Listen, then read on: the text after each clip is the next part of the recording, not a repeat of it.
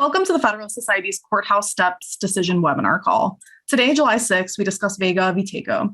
My name is Jenny Mahoney, and I am Associate Director of Practice Groups at the Federalist Society. As always, please note that all expressions of opinion are those of the expert on today's call. Today, we are fortunate to have with us John Elwood.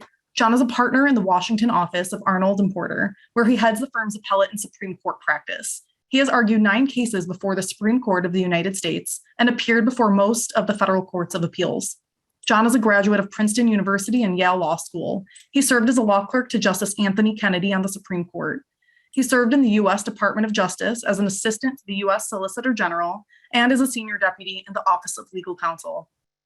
John taught the University of Virginia School of Law's Supreme Court Litigation Clinic for nearly a decade. He writes the Relist Watch feature on SCOTUS blog. Throughout the panel, if you have any questions, please submit them through the Q&A box at the bottom of the screen so that our speaker will have access to them for when we turn to that portion of the webinar. With that, thank you for being with us today, John. The floor is yours. Thank you very much. In March 2014, Terrence Tekoh, which sounds like a name out of a law school hypothetical, was working as a nursing assistant at the Los Angeles County / University of Southern California Medical Center. A female patient who was being moved on a gurney for an emergency MRI accused Tekoh of lifting her gown and sexually assaulting her. The hospital staff reported the accusation to the LA County Sheriff's Department, and Deputy Carlos Vega questioned Tekoh at length at the hospital, and Tekoh eventually provided a written statement apologizing for inappropriately touching the patient's genitals. The parties dispute whether Vega used coercive techniques to extract the statement, but it is undisputed that he never informed Tekoh of his rights under Miranda versus Arizona. That case, of course, held that during custodial interrogation, police officers must inform a suspect that, quote, he has the right to remain silent, that anything he says can be used against him in a court of law, that he has the right to the presence of an attorney, and that if he cannot afford an attorney, one will be appointed for him prior to any questioning, unquote. Tekoh was arrested and charged in California State Court with sexual offense. The judge of the trial denied Tekoh's request to exclude the statement, concluding that he had not been in police custody when he provided the statement, and thus the Miranda warnings weren't actually necessary. Despite admission of the statement, Tekoh was acquitted. Tekoh then filed suit in federal court against Deputy Vega and several other defendants under 42 U.S.C. Section 1983, seeking damages for alleged violations of his constitutional rights, including, as relevant here, his Fifth Amendment right against compelled self-incrimination. Now, Section 1983 provides a cause of action against any person who acts under color of state law, who subjects a person or, quote, causes a person to be subjected to the deprivation of any rights, privileges, or immunities secured by the Constitution and laws, unquote. Remember that last phrase in particular, secured by Constitution and laws. Tekoh asked the trial judge to instruct the jury that it was required to find that Vega had violated the First Amendment right against compelled self-incrimination if it determined that he took a statement from Tekoh in violation of Miranda and that the statement was then improperly used against Tekoh at his criminal trial. In other words, Tekoh basically asked for an instruction that equated violation of the Miranda right with compelled self-incrimination in violation of the Fifth Amendment. The district court declined, reasoning that Miranda established only a prophylactic rule and that such a rule could not alone provide a ground for Section 1983 liability. Instead, the jury was asked to decide whether Tekoh's Fifth Amendment right against coerced confession had been violated. Consistent with pre-Miranda Fifth Amendment case law, the court instructed the jury to basically look at the totality of the circumstances surrounding when the statement was taken to see whether it was improperly coercive or compelled. Basically, whether it overrode the Tekoh's ability to exercise his or her free will. The jury found in Vega's favor, and Tekoh appealed. That brings us to the Ninth Circuit. The Ninth Circuit panel was Kim Wardlaw, Mary Murgia, I hope I'm pronouncing that right, and Eric Miller. And that panel reversed. The court held that, quote, use of an un-Mirandized statement against the defendant in a criminal proceeding violates the Fifth Amendment and may support a Section 1983 claim, unquote. The panel acknowledged that the Supreme Court had repeatedly said that Miranda adopted prophylactic rules, but the panel concluded that after Dickerson versus United States, where the court held in the year 2000 that Congress could not overrule Miranda and restore voluntariness, which was the pre-Miranda touchstone of admissibility. And when the court there, the Supreme Court held in Dickerson that basically the Miranda rulings were a constitutional rule, and as a result of that, the court held under Section 1983 that Miranda is indeed a right secured by the Constitution. And thus the panel remanded the case for a new trial. The Ninth Circuit denied Vega's petition for rehearing on bank, but Judge Patrick Bumate, joined by Judges Callahan, Akuta, Bennett, Ryan Nelson, Bress, and Van Dyke, a total of 6 judges, or 7, filed a dissent from denial of rehearing, which got the Supreme Court's attention. It's also noteworthy that panel member Eric Miller, who's a former law clerk to Justice Thomas and a former assistant to the Solicitor General, wrote a concurrence in denial of rehearing on bank. He argued that Miranda was undoubtedly a judicially enforceable individual right, as shown by the fact that individuals can say that can ask a court to vindicate it by suppressing a confession. And he said, as a result, it's a right secured by the Constitution.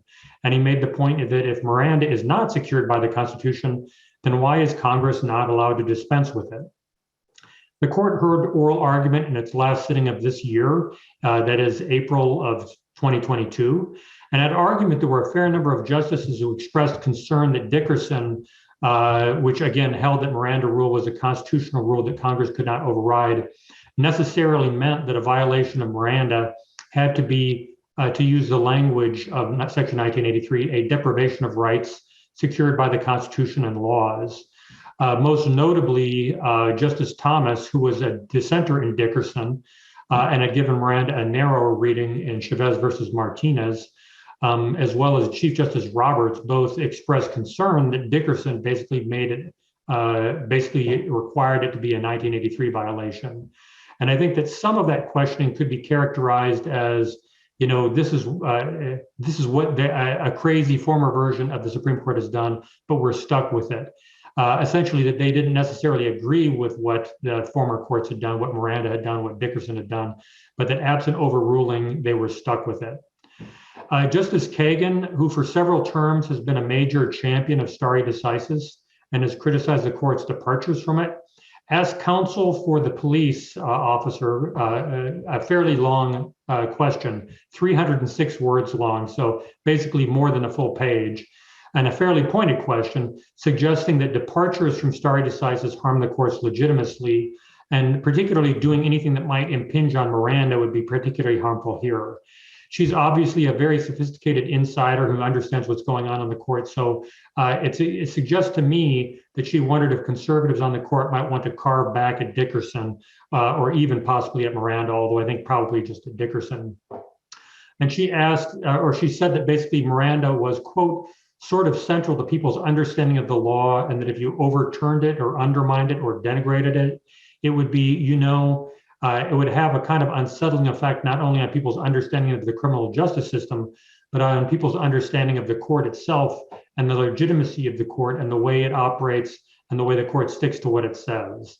So again, it suggests that she was pretty concerned that the court might do something harmful to Miranda or to Dickerson. The justices also spent a fair amount of time talking about proximate causation, because after all, what Vega did was extract a statement, in theory, extract a statement that was coerced, or at least in violation of Miranda. And he didn't introduce it at trial. That's what the prosecutor did. And he didn't admit it, which is what the judge did. So there was Vega argued there was a proximate causation problem. That brings us to the decision. Justice Alito delivered the opinion of the court, which for people who know the court is usually a way of saying that the criminal defendant lost. The court reversed the Ninth Circuit by a 6-3 vote, essentially with all of the Republican appointees, all the more conservative members of the court and the majority, and the 3 more liberal members in dissent. The majority acknowledged that Dickerson said that Miranda warnings were constitutionally based, but they nevertheless represented merely prophylactic rules. And its prophylactic status was really central to the reasoning of the opinion. The word prophylactic appears 30 times in the majority opinion, which is only 16 pages long, meaning basically almost twice a page. Because the Miranda rule is prophylactic, that means that there will be situations during which an unmirandized suspect will make self-incriminating statements that weren't the result of compulsion. They were totally voluntary. And instead, Miranda warnings are designed to safeguard the right against coerced self-incrimination during custodial interrogation. That's all they are, according to the majority, and really that's undisputed.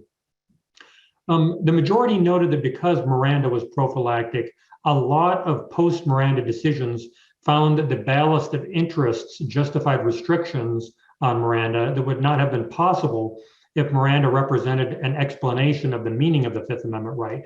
That is, if it was coextensive with the Fifth Amendment right, as opposed to just a set of rules designed to protect the right. The majority noted that the court had engaged in cost-benefit analysis in other cases to decide whether it made sense for the prophylactic rule to have consequences for the cases before the court. Thus, for example, in 1971's Harris versus New York, the court held that a statement obtained in violation of Miranda could be used to impeach the testimony of a defendant, even though an involuntary statement obtained in violation of the Fifth Amendment could not be used in that way. Likewise, the fruits of Miranda violations are not tainted, and evidence that results as a result of that is not, it can be admitted. For example, items found during a search that result from an unmirandized statement can be used. That's 1974's Michigan versus Tucker. But basically, and the court also acknowledged that where the court adopts a constitutional prophylactic rule of this nature, as it did in Dickerson, the rule has the status of a law of the United States that is binding on the states under the Supremacy Clause, since after all, Miranda was itself a case out of the state courts. But the Vega majority, and this is kind of as edgy as it got, the Vega majority said, basically, quote, this was a bold and controversial claim of authority. That is the idea that they can adopt constitutionally based rules that the states can't overrule and that Congress can't overrule. But we do not think that Dickerson can be understood any other way. The majority said that. And it's hard to tell whether that is Justice Alito himself chafing under Dickerson because he doesn't think there are votes to overrule it, and so he's stuck with Dickerson, or whether he's just putting that in the opinion to preempt a separate writing by Justice Thomas, who again was a Dickerson dissenter, or some combination of both of those things. And the court noted that it was a matter of debate whether the Supreme Court has the authority to create constitutionally based prophylactic rules that bind both federal and state courts. And that has, after all, been the subject of debate among judges and commentators. And the majority cited, among other things, the dissent of Justice Scalia and Dickerson that Justice Thomas joined. But the majority also took pains to say that it was not questioning what the court did in Miranda or in Dickerson. They went out of the way to say, admittedly, I think in a footnote, that we accept Miranda on its own terms, and for the purposes of deciding this case, we follow its rationale. But finally, here is the critical step, and I suppose I should have done this earlier, but here is the critical step in the court's reasoning.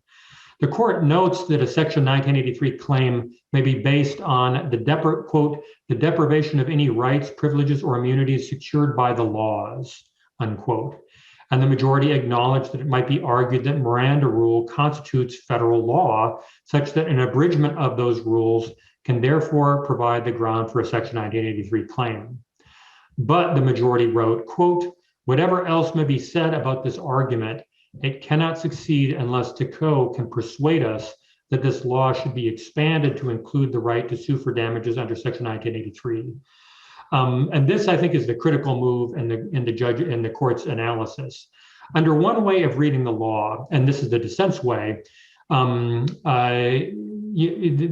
you're looking at rights secured by the laws, that would be the end of it, because unquestionably, there is a right not to have your confession introduced in the government's case in chief at trial that is judicially enforceable, and that is secured by the laws.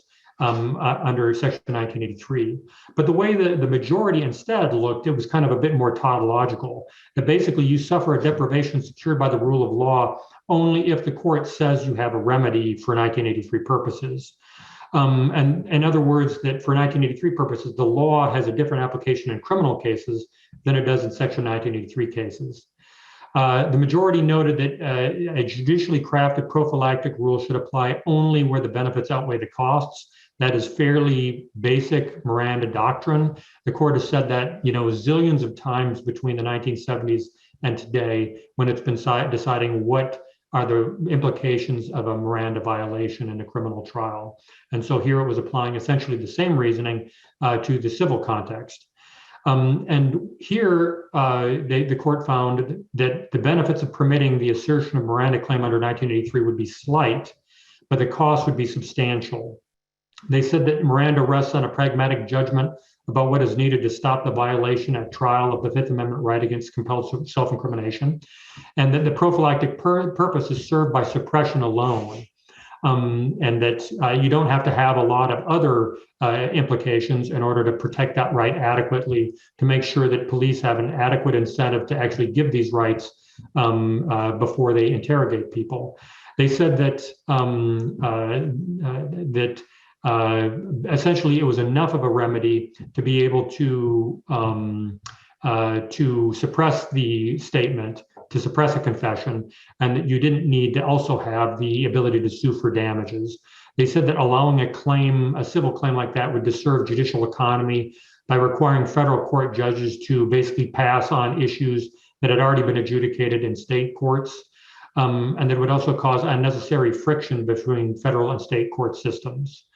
And the court therefore refused to, as it said, extend Miranda in the way Tekoh requested. And they did say that except in unusual circumstances, the quote, exclusion of unwarranted statements should be a complete and sufficient remedy, unquote. Now, of course, it wasn't a complete and sufficient remedy for Tekoh because the confession came in his case. But the judge said, that the court said rather, across a run of cases, it would be a complete and sufficient remedy. Justice Kagan dissented, joined by Justices Breyer and Sotomayor.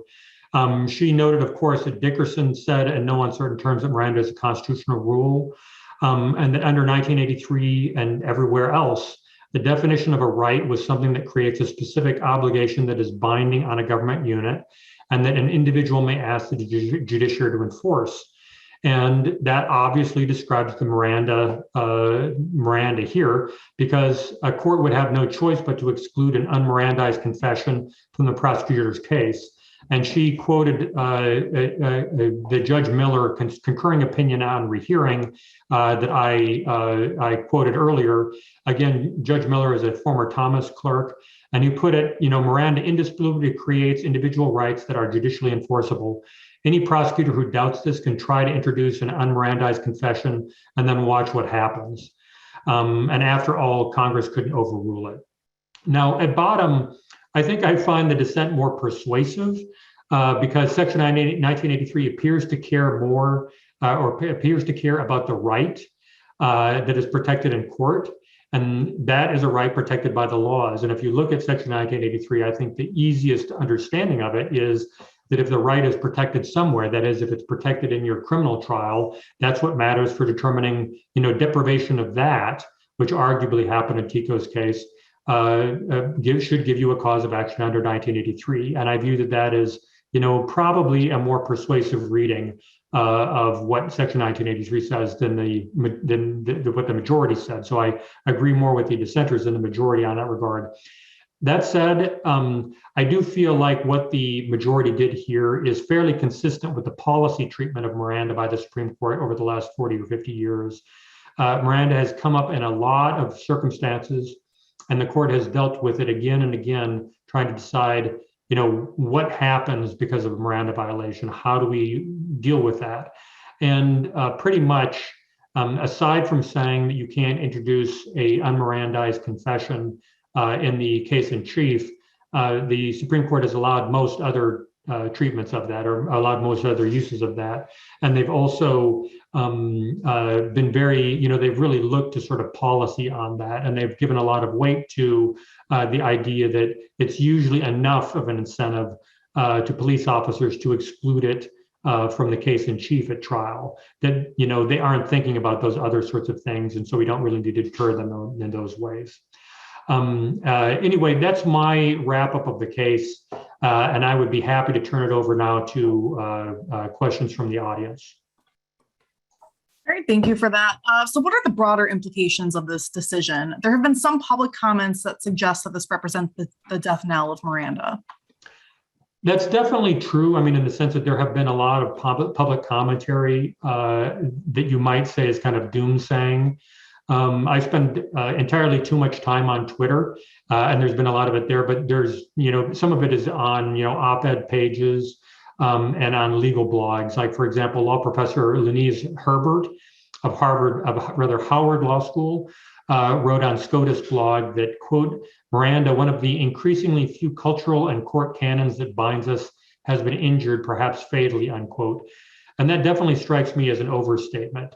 The basic holding of Miranda is the same now as it's been since 1966, and that is when a suspect is in custody, they have to be Mirandized, and if you don't Mirandize them, their statement can be admitted in the case in chief at trial.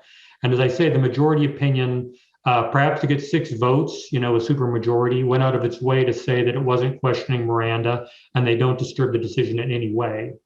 What it does mean is that if you're a criminal defendant, your remedies are more limited.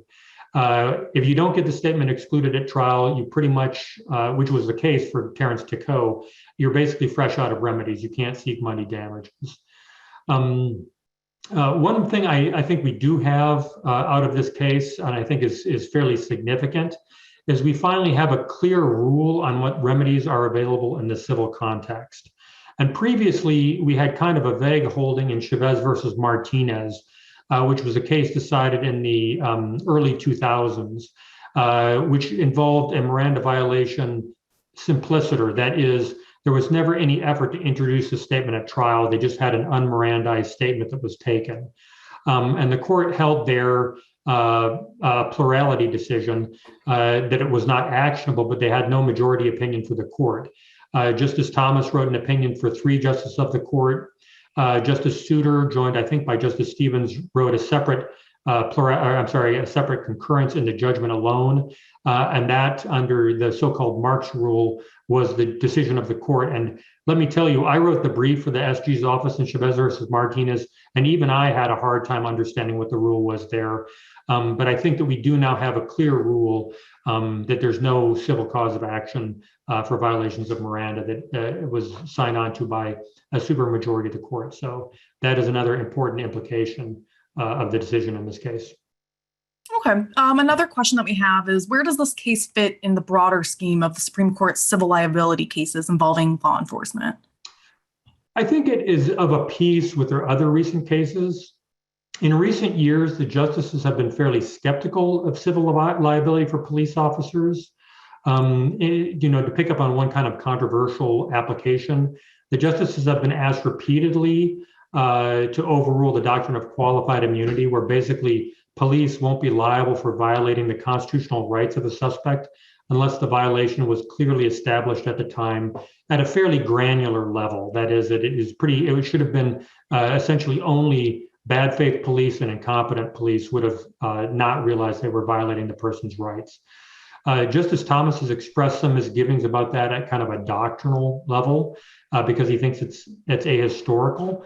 But there doesn't seem to be a lot of interest among the Supreme Court for doing that, for increasing the ways that police officers can be sued. They've also consistently avoided expanding so-called Bivins liability, which is kind of the judge-created federal analog that is for federal police officers to Section 1983. Essentially, it's an implied right of action to sue police officers for violations of law, law enforcement officials for violations of law.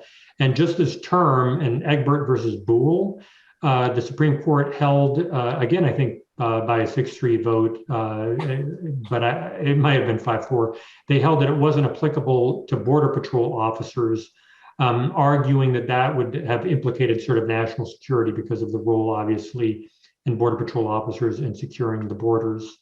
But some people have said that as a result of all of this, that law enforcement are less accountable than ever. John, do we know how important this case is or how often this issue arises?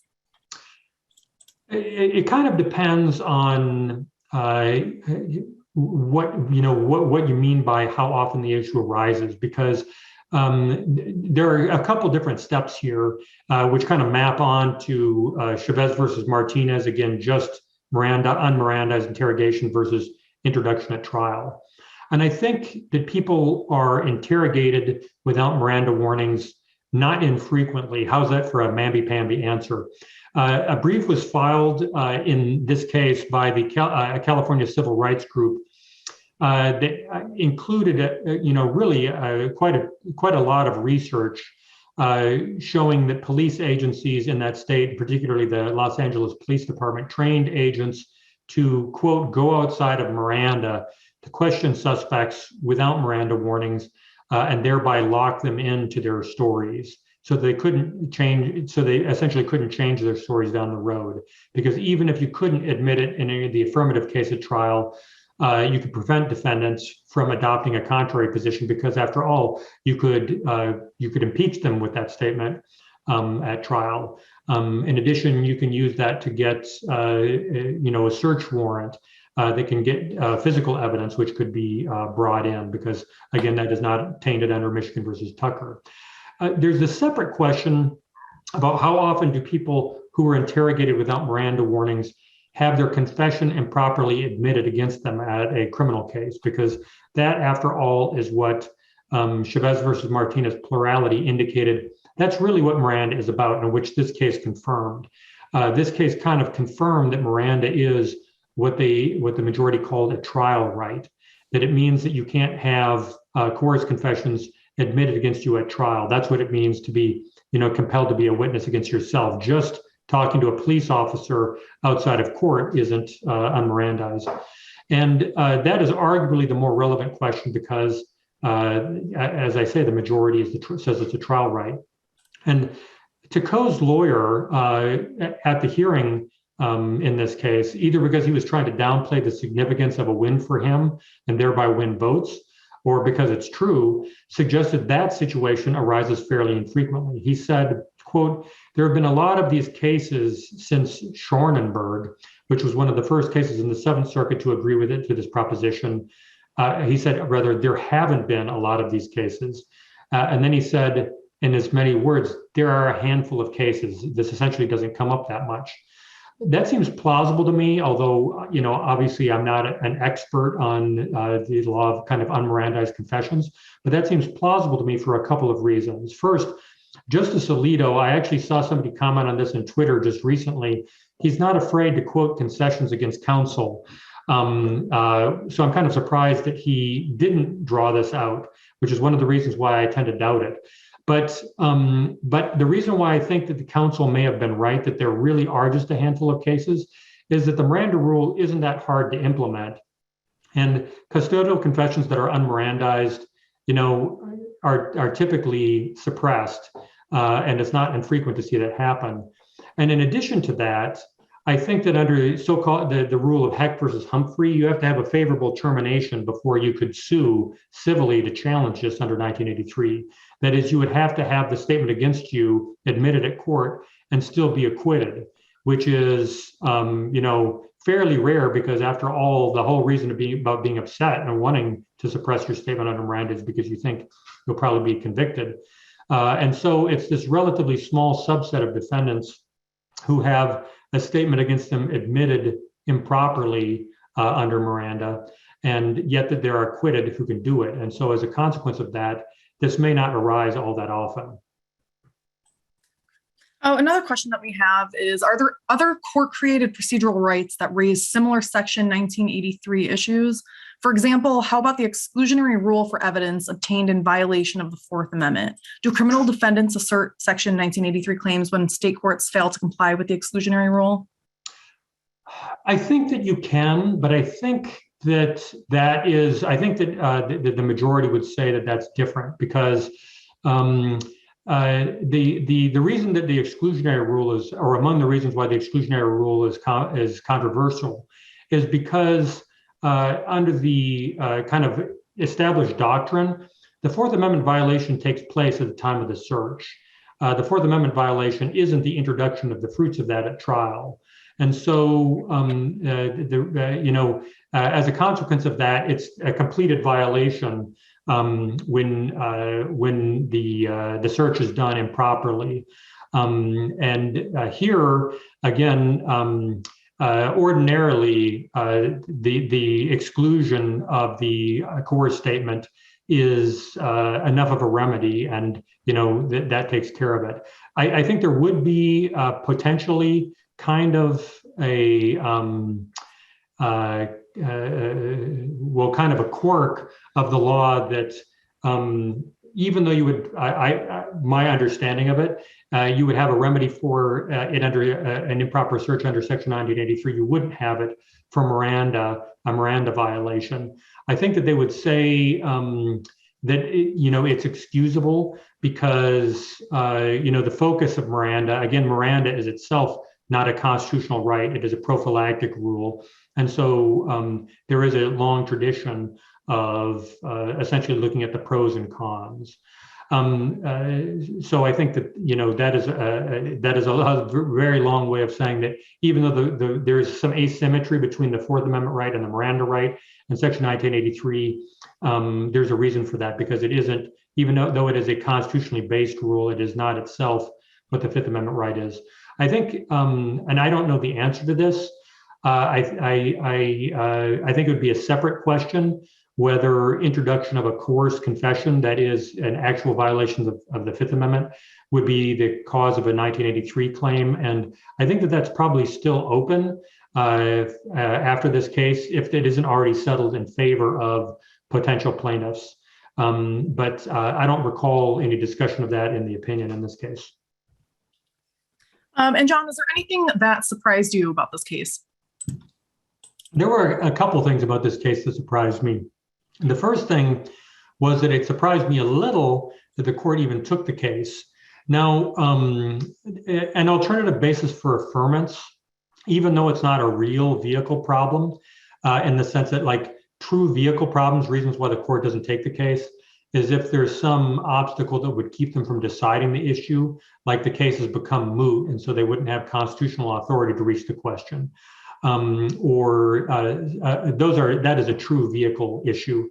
But as a practical matter, the court frequently treats alternative bases for affirmance as essentially vehicle problems. They're reasons to pass on a case, because even though Vega, the deputy here, lost in front of the Ninth Circuit, he could go back and say, look, they didn't even need Miranda warnings because it wasn't really custodial. That's what the state courts held. And that's an alternative basis for affirmance. He might have, as I say, the proximate cause argument, although that seemed to have become narrowed over time. I think that the court nevertheless took it. It was kind of cert baity, because as I say, the dissent of a vast number or a really large number of Ninth Circuit judges, I think made the case seem kind of cert baity. In addition to that, there are certain courts that have a reputation for being a little bit off center or off basis. And, both the Ninth Circuit and the Sixth Circuit have that reputation for better or for worse. And so I think it maybe came to them with a little bit of a tailwind there. I was also interested by the fact, or surprised mildly, by the fact that Judge Miller, who was, a former government lawyer from the Solicitor General's office and a former Justice Thomas clerk, went the other way. Although my favorite thing in the whole world is judges who hold their nose when they think that the law requires one thing, even though their policy preferences go the other way. And so Judge Miller, who I think was holding his nose for that concurrence, goes up in my esteem. And then lastly, I think one thing that if you're interested enough to log on to this call and haven't read it yet, there's a brief by historians that was filed in this case that argues, I think, fairly persuasively in a way that was called out at oral argument, to say that there was an established tradition at the time of the founding of examining magistrates, essentially giving something kind of like the Miranda warnings, although just part of the Miranda warnings, basically advising them of the right not to incriminate themselves and saying, look, I can ask the question, but you don't got to answer it. And that struck me as very interesting as somebody who is kind of an originalist myself, and as somebody who is very, very much interested in sort of law office history.